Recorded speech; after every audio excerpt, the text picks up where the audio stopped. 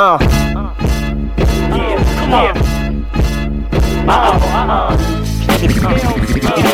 order to move towards something great, you have to move away from something else. Mentally tough people have great levels of control. Never ask for permission to be great. You do not have to ask for permission to be great. Just be. Just be. Yeah. Ay. Yeah. Ay. Yeah. Boys. Yeah. Hold on. We them boys. Hold on. We them boys. Hold on. We making noise. Hold on.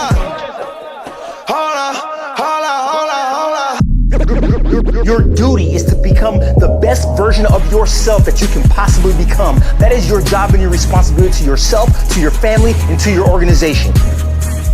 That is your job. You know, each and every one of us is different.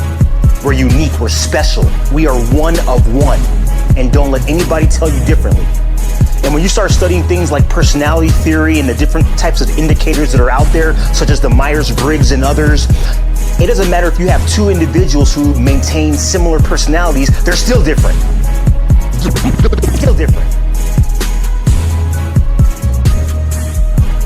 They are still different. And whether you're talking about the way that, you receive in direct energy, such as somebody who has an extroverted type personality or somebody who has an introverted type preference, we're all different. We all garner and distribute energy completely differently. Whether you're somebody who prefers their information sequentially, or whether you're an individual who's a big picture person and can say, you know what, just give me the big picture and I'll figure it out. I'll figure the details out later. Are you an individual when it comes to making decisions, you know how to remove yourself emotionally and cut to the chase? Or are you an individual who says, no, I actually want to feel the emotions that everybody else is feeling and put myself in their shoes so that I can make the best decision possible? Neither one is right, neither one is wrong. Or when it comes to the way that you approach the outside world, the way that you go about your planning, are you somebody who likes checklists and timelines? Or are you an individual who does not like to come to closure too quickly and you like to keep your options open? Because that, in your estimation, is the best way to go about planning. It doesn't matter, guys. It doesn't matter. Each and every one of us is completely different. But your responsibility, your job,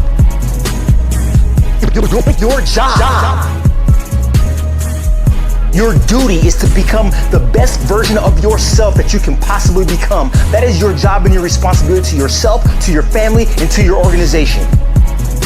That is your job, to become the best version of yourself that you can possibly become. Period, full stop. Yes, we're gonna have role models. Yes, we're gonna have people that we look up to. Yes, we're gonna learn things from other people. But you know what? At the end of the day, don't try to run somebody else's race, because yours, my friend, will be hard enough. Don't try to run somebody else's race, because yours, my friend, will be hard enough. Yeah. Ay. Yeah. Ay. Yeah. Boys. Yeah. Hold on.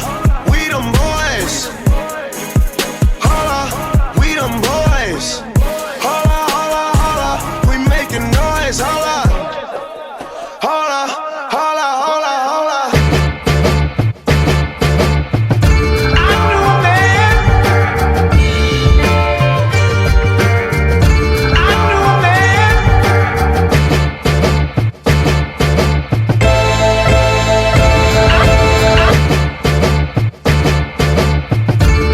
Every definition of mental toughness has some type of obstacle, has some type of adversity that's getting in my way of being successful.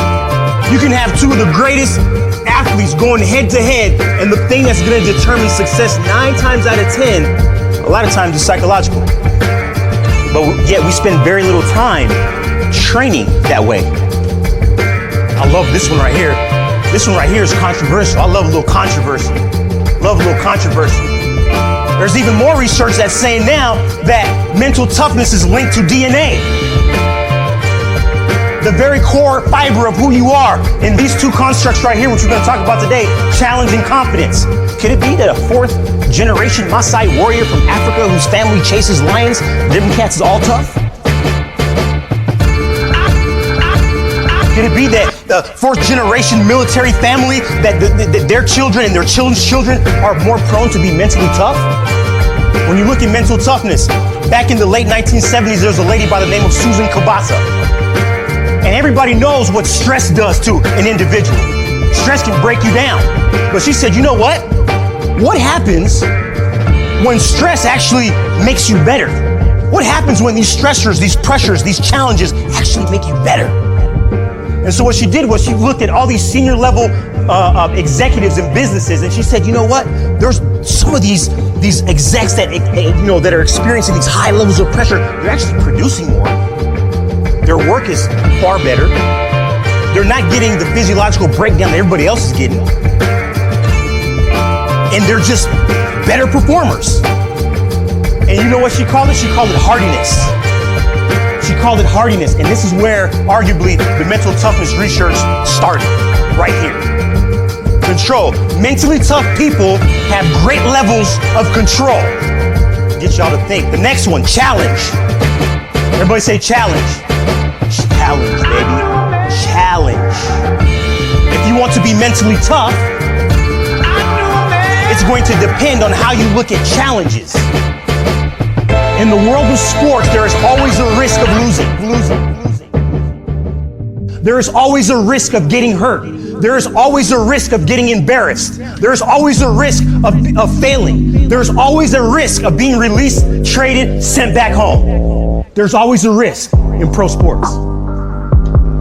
And people who have high levels of challenge, they see all outcomes as learning experiences and opportunities. Next one, commitment. Everybody say commitment. Whoa. In order to be mentally tough, arguably, you have to have high levels of commitment. The human mind, the human body, naturally, when it sees a finish line, wants to do what? Stop, slow down.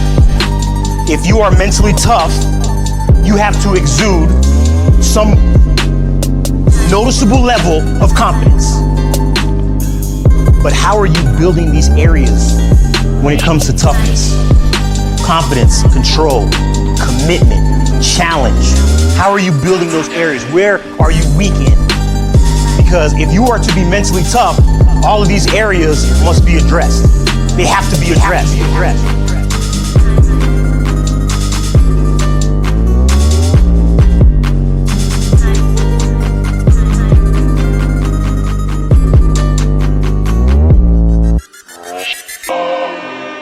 Yeah.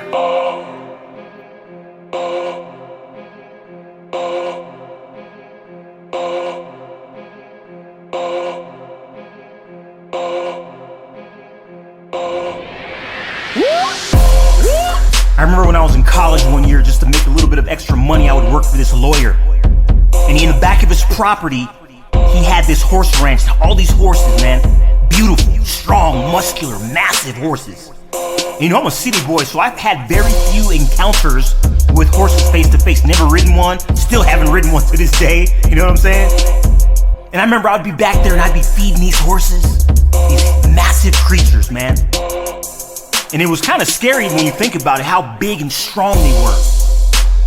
And if you know anything about a horse, horses are creatures of flight. So the smallest thing can set them off, a rodent, a snake, any kind of, quick, sudden movements. And I remember as I was feeding these horses one day, I had this epiphany.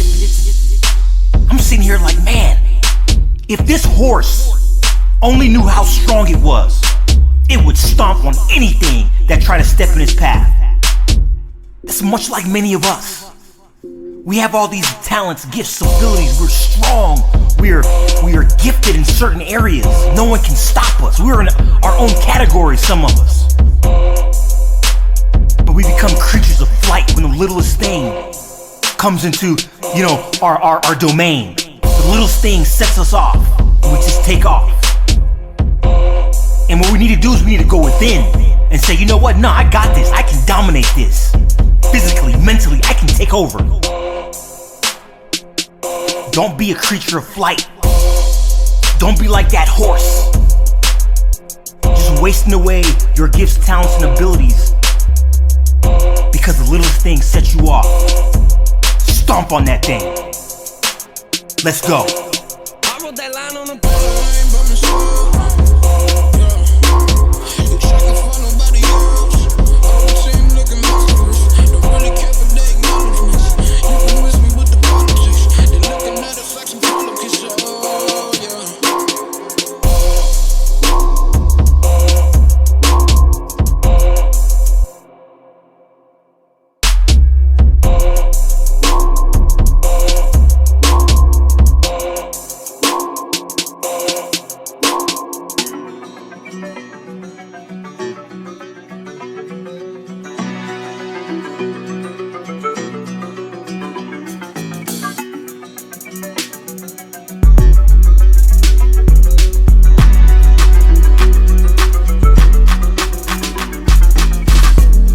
A highwayman. Along the coach roads I did ride. Change the way you speak. Whatever you think, you're eventually going to say, and whatever you say is eventually going to inform what you do. We have to change the way we speak. Some of us in here are extremely negative. We always have something bad to say. We actually look for bad things to say. We gotta change that. Whatever you feed will grow. Whatever you feed will grow. Oh man, they got me doing this. Oh man, they got me, man. I'm over here in Spokane, man. I'm trying to get out, man. I'm over here, man. These umpires suck, man. They squeezing me. Oh man, they only gave me X amount of ZZ. Whatever you feed will grow. And what happens a lot of time is that these negative thoughts, right? This snake, these negative thoughts, we sitting there every day just feeding them. Just feeding them. Those negative thoughts. Just feed them. Here you go. Feed them. And what happens is these negative thoughts, they expand. And very soon they need more. I need more. I need to complain more. And what it does is it eventually will just take over you. It will take you over. I was a highwayman. Along the coach roads I did ride. Just consumes you to a place where you can't even see. You can't even see the truth. You can't even hear the truth. Because you're just surrounded by negativity. You've created this negative reality that you can't even see straight. Whatever you feed will grow. A lot of people don't reflect. They don't reflect. They don't meditate. And when I'm saying meditate, I'm not talking about, I ain't talking about that. If you look at that word meditate in the Hebrew, when you have a cow, right? A cow has multiple stomachs. We only have one stomach. I believe a cow has 4. And a cow, you know, when you see a cow's always chewing something. Always chewing. And what happens is cows regurgitate their food back up and they chew it, swallow it, it's almost like throwing it back up, eating it, chewing it on it some more. That's what that word means. It's this constant recycling. It's this constant meditation and dwelling upon an object, a thing, a situation, a vision. And that's what a lot of us need to do. We need to meditate. We need to get there for 5 minutes, 10 minutes, and just think about the day. Along the coach roads I did ride.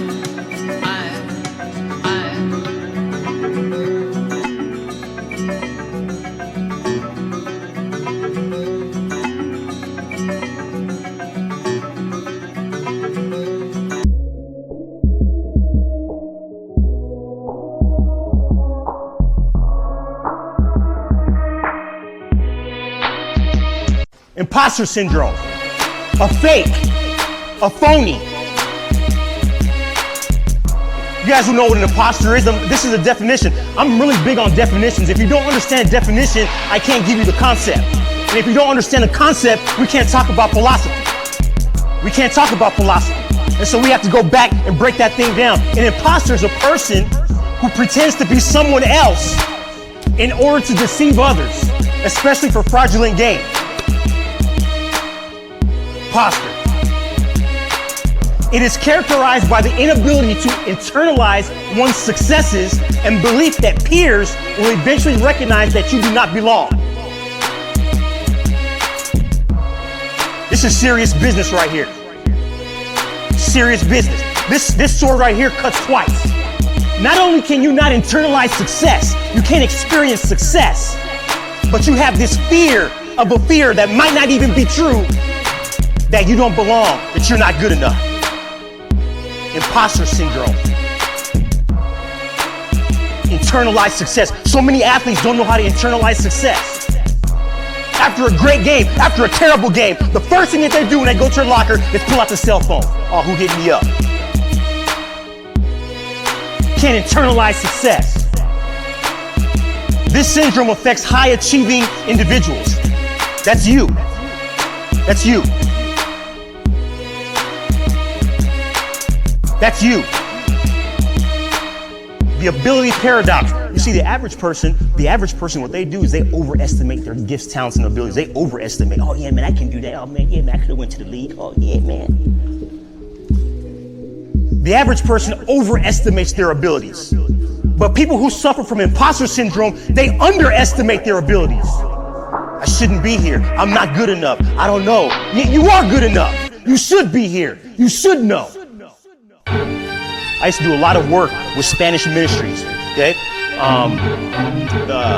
And I was with this Spanish church, and we used to do missions trips. We would do things in the community and things like that. And you see where Brett Martin is sitting? That's where I like to sit. I like to sit in the back so I can see everything. I don't like people in the back of me. I don't like it. I like to sit in the back. And that's where I was. I was sitting in the back. And I'm sitting there with all these people. They knew each other. They speak in Spanish. They from Mexico. What am I doing here? They sit there, and I'm like, man, I love Spanish. I want to speak Spanish, but I can't speak Spanish. What the hell am I doing here? And I was working with this ministry for a long time, established great relationships, but something wasn't right. Am I being an imposter? What am I doing? Not knowing that one day that I'd be sitting here working with athletes and speaking to them in Spanish every single day, not knowing that. And I remember I was sitting back there and I'm asking myself, what am I doing here?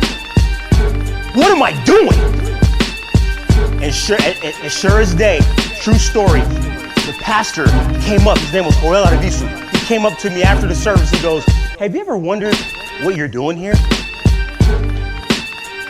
Have you ever wondered that? True story. And I'm sitting there like, dang, man, I share with him what I share with you guys. He said, you ain't got to try to speak Spanish fluently right now. It's a process. You're going to get better at it. You'll get better at it.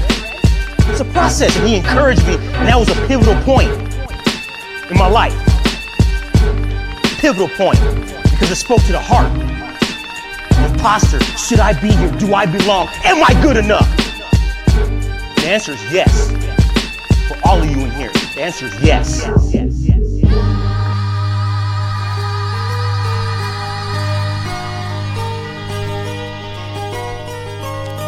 I wanted to share with you all today one of my favorite quotes of all time. And ironically, I don't even know where I got this quote from. I believe it was another athlete that had posted something. And I remember when I saw it, I was like, man, that's what it is right there. That's what's up right there. And I've never forgotten it. And the quote goes like this: the reward of work well done is the opportunity to do more work. The reward of work well done is the opportunity to do more work. If you are very good at what you do, you will have the opportunity to do it even more. And again, and again, and again, and again. That's just the way things work. You can't hide talent, man. You can't hide it. If you have the best, restaurant on the block, and you're just serving it up, and people love your food, guess what they're gonna do? They're gonna talk about it. And then people are gonna come to your restaurant as a result of that. And then they're gonna talk about it, and people are gonna come to your restaurant as a result of that. And it keeps going and going and going.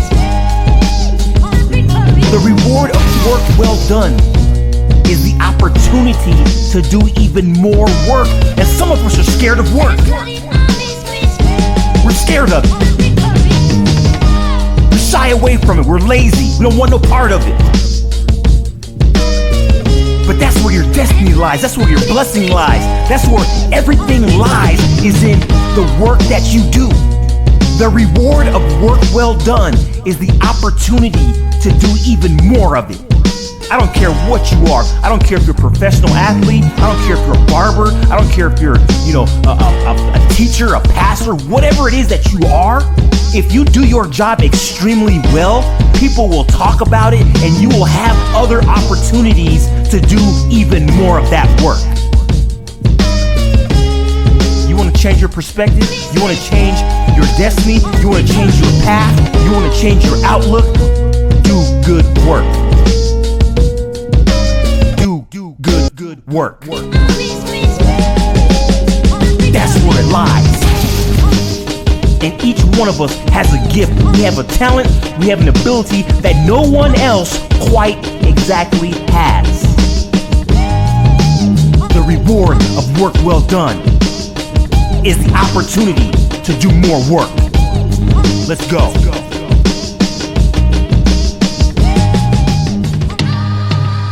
In August of 2006, there was a young man by the name of Officer Ross McGinnis. And Officer Ross McGinnis and his military comrades were performing operations in the Middle East, when all of a sudden a grenade dropped inside their vehicle, inside their military Hummer. And Officer Ross McGinnis was sitting on top of the gunnery hatch when he saw this grenade drop inside their vehicle. And after alerting his comrades, and foregoing the opportunity to pick up the grenade and throw it out, foregoing the opportunity to escape himself, he smothered that grenade, which took his life instantly, blowing him to pieces. And he saved his other comrades. And as you study the interviews from friends, family, loved ones, comrades, those who knew him well, all of them would tell you that he did it because he loved them. He did it because he loved them. The more that you love, the more that you give. The more that you love something, the more that you will give to that thing, to that person, to that situation. As athletes, we're not gonna face those type of dire situations, but the concept is the same. Where are you spending your time? Where are you spending your resources? How much are you giving to it? The more that you love, the more that you give. Oh man, I love doing this. I love doing this and doing that. Do you? The more that you love, the more that you give. No greater love that a man has than he lays down his life for his friends. Officer Ross McGinnis did that.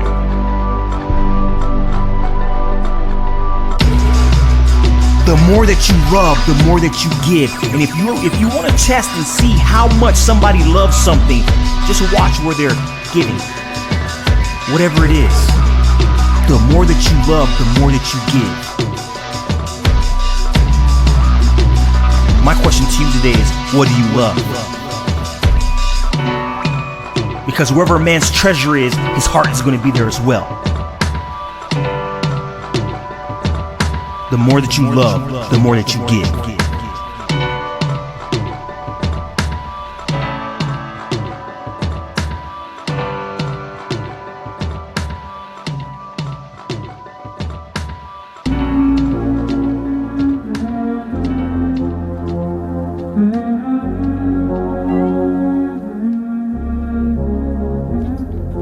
Ready or not, here I come, you can't hide. Gonna find you and take it slowly. Ready or not, here I come. Why is it that at the beginning of every year, millions of people worldwide, they all have these goals, they all have these resolutions? Oh, I'm gonna do X, Y, and Z this year, and I'm gonna do it by doing A, B, and C. Millions upon millions of New Year's resolutions. But it's something like 90% of all these New Year's resolutions end up falling short, failing. Why? Why is it that, 80 plus or minus % of all individuals who have gym memberships never use them? Why? Why is it that there's not one individual, not one coach, not one team, not one organization that ever starts off a competitive athletic season and says, you know what, let's suck it up this year. Let's be terrible, let's be awful, and let's just be bad. No one talks like that. No one thinks like that. There's something incredibly special about having a clean slate. Starting from zero, starting from scratch, and having everyone on equal footing. There's something special about that. You know, in the world of psychology, we have this phenomenon called ego depletion. Ego depletion. And it simply states, in essence, that ego depletion revolves around this concept that willpower, our willpower, is available in a finite amount. There's only a limited amount of it. And it's always most bountiful in the beginning. It's always most bountiful at the beginning of a journey, at the beginning of a season, at the beginning of an endeavor. That's when you have the most of it. And what happens is that over time, through adversity, through slumps, through failures, that ego, it depletes. That, oh, I'm gonna do A, B, and C. That depletes. It wanes. It fizzles out. And my question to you today is, how do we keep it from burning out? How do you keep the fire burning? How do you keep that thing going? How do you stick with those resolutions? How do you keep pushing through? How do you continue to fall through on those goals that revolve around our health, our finances, our personal goals, our professional development? How do you keep going? The answer I posit to you today is in the work itself. It's in the work itself. That's how you keep the fire going, is it's in the work itself. When you start studying, being in the zone, or what we call flow states, right? Being in a flow, it actually favors people, it favors individuals who have this, what we call an autotelic personality, an autotelic disposition. And autotelic, in essence, means having a purpose in and not apart from itself. Having a purpose in and not apart from itself. More simply put, I love doing my work because I just love the work. More simply put, I love taking ground balls because I just love taking ground balls. I love shooting free throws just because I love shooting free throws. I love reading for the love of reading itself. I love writing because I just love and feel rewarded by the writing itself. It's autotelic. I can do it for no money. I can do it for no fame. Power. I don't need any of that because I just love the work itself, having a purpose in and not apart from itself. The work itself is my reward. That's how, guys. That's how you keep the fire burning. That's how you keep the willpower up. That's how you continue to power through the dark times, the good times, the in-between times. That's how. Autotelic personality. Autotelic mind state. It's time to work, because when I work, I produce, and when I produce, the fire never dies. That's how.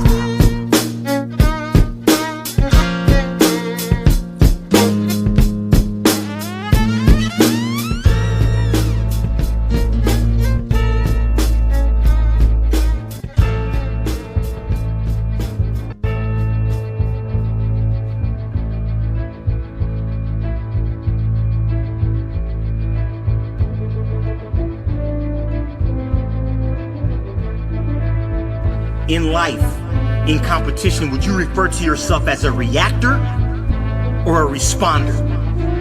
Are you someone who always reacts, or are you someone who properly responds. And you might ask, man, what's the difference? They both sound alike, but they're not. Let me tell you why.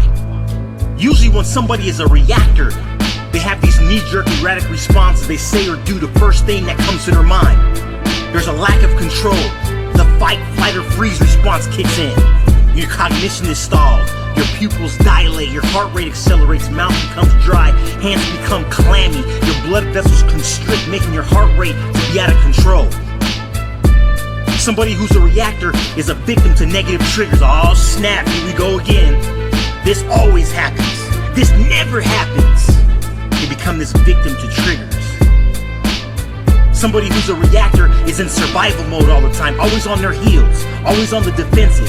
I don't care what sport you play, basketball, baseball, boxing, soccer, you cannot perform at high levels if you're always on your heels. Can't do it. Usually somebody who's a reactor acts from a place of desperation, and it becomes seemingly impossible to perform at a very high level. That's what a reactor does. Somebody did this, so I gotta do that. This is the situation, so I gotta do this. I'm being threatened, so I'm gonna... A reactor. Completely different mind state than a responder. See, a responder is a problem solver.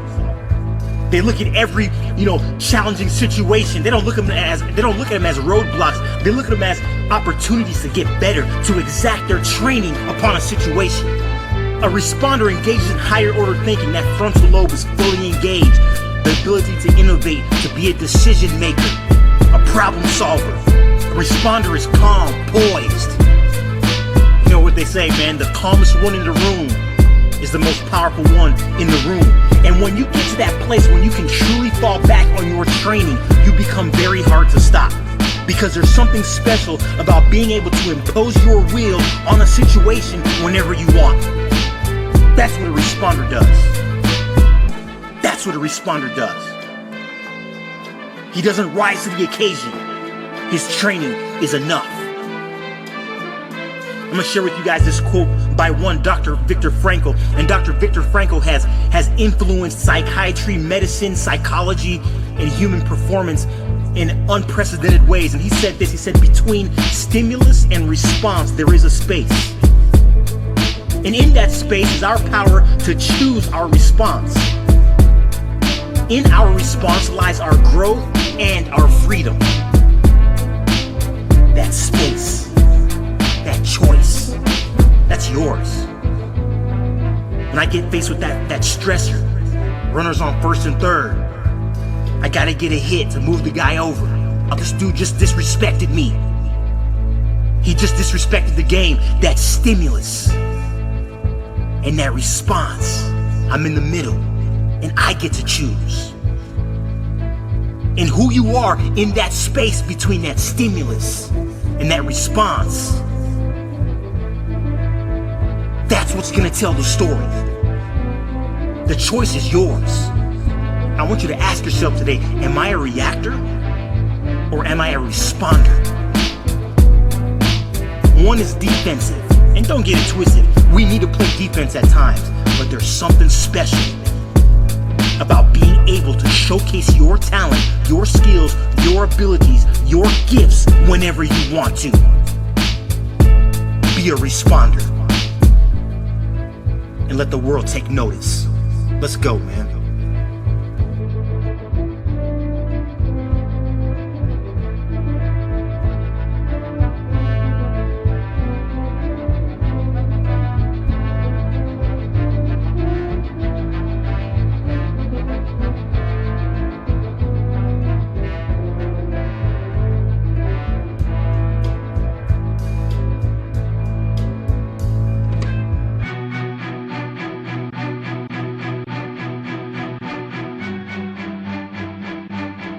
Here's a story about these a contest that was wrought between these two lumberjacks. And they said, hey, whoever wins this challenge, whoever can chop down the most trees is gonna get a bunch of money and all the accoutrements, all the acclaim that comes with it.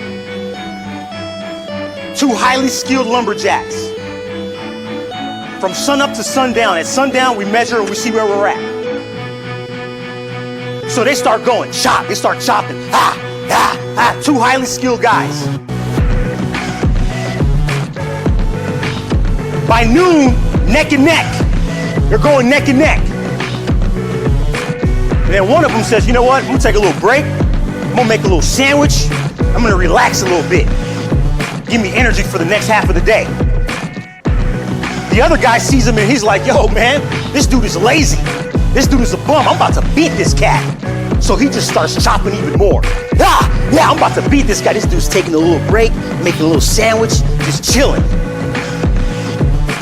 As the story would have it, sundown comes, the judges come out, and the guy who was chopping, they looked at all the wood that he chopped. Great, vast amounts of wood.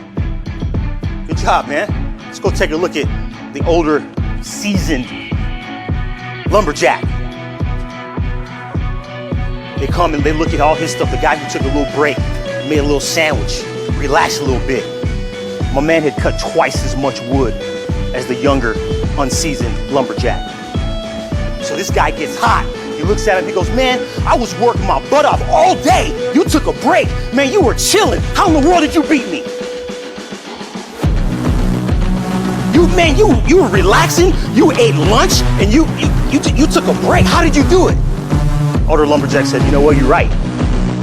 I did take a break. I did eat lunch, and I did relax. But while I was doing all that, while I was relaxing, I was also sharpening my axe.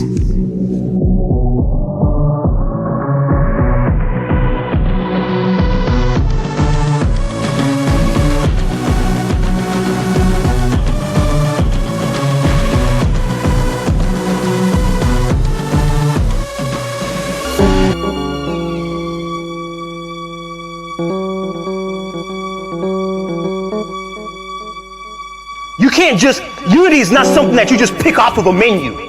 Yeah, I'll have unity, hold the fries and mustard, please, thanks. It's not something you just pick off of a menu and say, yeah, let's be unified, yeah.